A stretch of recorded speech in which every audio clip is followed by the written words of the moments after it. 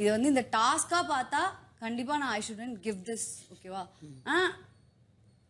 டாஸ்கா பார்த்தாலுமே நீங்க வந்து உங்களுடைய வேலையை கரெக்டா பண்ணி. ஹாய் ஹலோ எல்லாருக்கும் வணக்கம் and welcome back to our channel. Purnima வந்துட்டு அவங்க இருந்த சீசன் தான் கேவலமாக விளையாண்டாங்கன்னு சொல்லி பார்த்தா இப்போவுமே உள்ளே வந்து குட்டையை குழப்பிட்டு உட்காந்துக்கிட்டு இருக்கு.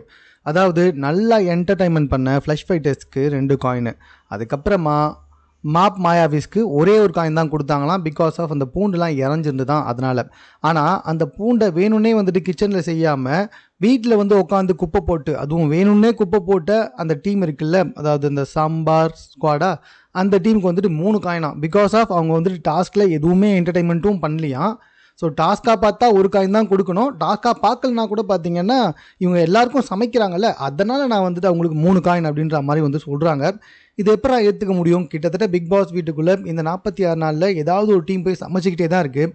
அப்போ டாஸ்கில் அவங்க ஜெயிக்கலனா கூட பரவாயில்ல, நல்லா சமைக்கிறாங்க அப்படின்னு சொல்லிட்டு அவங்களுக்கு தூக்கி ட்ராஃபியை கொடுக்க முடியுமா இந்த சமையல் டீமுக்கு அப்படின்ற மாதிரி தான் எனக்கு தோணுச்சு. பிகாஸ் ஆஃப் டாஸ்க்கை பொறுத்த வரைக்கும் அவங்க நல்லா சமைக்கணும், ஆஸ் வெல் அஸ் என்டர்டைன்மெண்ட்டும் பண்ணணும்.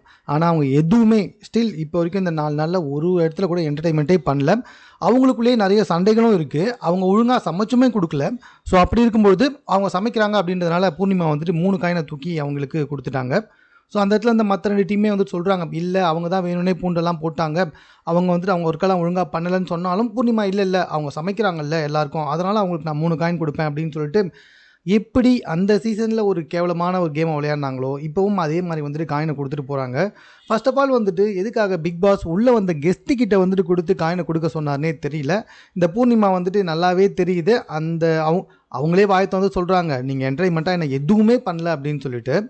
ஸோ அதனால் சமைக்கிறீங்க அது அப்படின்றதுனால நான் 3 காயின் கொடுக்குறேன் அப்படின்னு கொடுத்துட்டு போயிருக்காங்க. இது எந்த வகையில் ஒரு ஃபேரான கேமுன்னே தெரியல. பட் பூர்ணிமா இப்போ தேவையில்லாமல் வந்துட்டு கேமை முழுக்க அப்படியே வந்துட்டு ஒரு மாதிரி குழப்பிட்டு போயிட்டாங்கன்ற மாதிரி தான் தோணுது. வெயிட் பண்ணி பார்ப்போம். ஏன்னா இதை வச்சே வந்துட்டு கண்டிப்பாக இன்னும் அந்த சாம்பார் ஸ்குவாட் நிறைய தவறுகள் செய்வார்கள். அதனால் அவங்களுக்கு இன்னும் வந்துட்டு கொஞ்சம் கெட்ட பேர் தான் வரும்னு நான் நினைக்கிறேன். ஸோ உங்களுக்கு என்ன தோணுதுன்றது கமெண்ட்டில் தெரியப்படுத்துங்க. மேலும் இது போன்ற செய்திகளை உடனுக்குடன் தெரிந்து கொள்வதற்கு சென்னை சேனலை சப்ஸ்கிரைப் பண்ணுங்கள்.